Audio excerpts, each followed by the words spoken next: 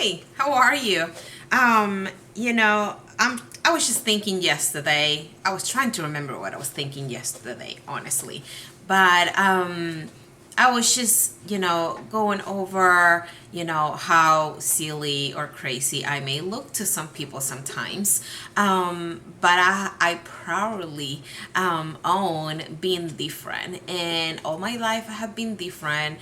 I have always done things differently in my way and whatever it is. But anyway, so I was just thinking about that. How can I tell you just to be yourself? And just enjoy being different, because I know that there's a lot of people out there that we are like the out of the box, or the outsider, however you want to call it. So I decided that I was going to read you a book that it's called Love Monster. I found this at a store. I was waiting to check out, and it was in the aisle. And I got it, and I read this when I was waiting to pay, and like I started tearing up because the message is so beautiful. Even though it's a book for children, the message just goes across everyone, regardless if it's special needs or not, etc. So it's called Love Monster by Rachel Bright. And it says, this is, by the way, this is my son's child. I mean, this is my son's book. And we have it for at least 2-3 years now. So anyway, so Love Monster by Rachel Bright. So this is a monster. And we say, hi, monster. I think that you will agree that he's a little bit of funny looking, to say the least. He lives in a world of cute, fluffy things, which makes being funny looking pretty darn hard sometimes. Now, you may have seen that everyone loves kittens and puppies and bunnies. Cute, fluffy things. But nobody loves a slightly hairy, I suppose a big googly eye monster. Oh, poor monster. This might be enough to make out a monster feel, well, a bit down in the dumps, but not being the mopping around sort. So he decided to set out and look for someone who would love him just the way he was. He looked high and he looked low. He looked middle-ish. He looked inside and he looked outside. More than once he thought that maybe, just maybe, he would find what he was looking for.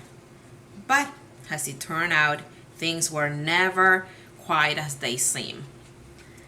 Yes, it would be fair to say that his search did not go well. And then it didn't go well some more. And it didn't go well for such a long time, in fact, that it began to get dark and scary. And well, not very nice. So the monster, having lost all of his home, he decided that it was time to give up and go home. But in the blink of a googly eye, everything changed.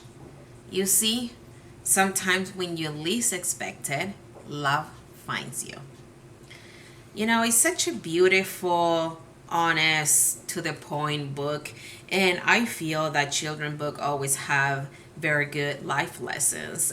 You just have to think deeper into what they're sharing with you, and I just feel that this is such a great book for parents to read to their children, to talk about inclusion, for parents to, learn that it's okay to be indifferent. That if you're the parent of a child with special needs, additional needs, disability, however you want to call it, it's a great way for you to understand that, love, it's around us all every time. And you just have to see, not with the eye, with the heart. And I just feel that, once you own yourself in the way that you know who you are and what you want in life, and, just to realize that being different is actually pretty cool, because there's already so many that are the same in there, what we call normal, right? Or what, most people would say, neurotypical. But there's a lot of those out there already. So being different is, I know that it's, some people will say, well, it's hard. Yes, of course it is hard. But it's so unique. It makes you such a, unique human being. And I have always celebrated being different, because it's just who I am. I can be singing in the car, and I just do weird things that most people may not do, just because I'm happy being me. And that's why, for my child being different, probably it was easier for me, because I never wanted to be a mass production human being. There's already so many of those are there. And even if you think, those that, end up being doing things that attract a lot of people, it's because they're different. Because when you have everything that is the same, it's kind of boring. Imagine that you always had only one type of color to paint. It will get boring at the end. But then if somebody comes with a rainbow of colors, you will be like, oh my God, yes.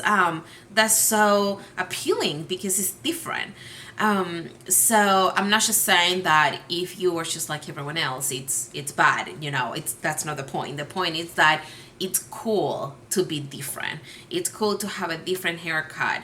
I was probably 9. Yeah, I was 9 or 10, and I went to the to the hairstylist, and I say cut my hair, and I will never forget that she thought that I meant just like here, like shoulder length, and I was like, no, cut it like I meant. And I was 10 going 11, and I have short hair that it was about this long, and this is like back in early 90s, so a lot of female children didn't do that. But I just didn't want to have long hair because everyone looked like that. So I have always had that in me, and I have always been keen to what is different.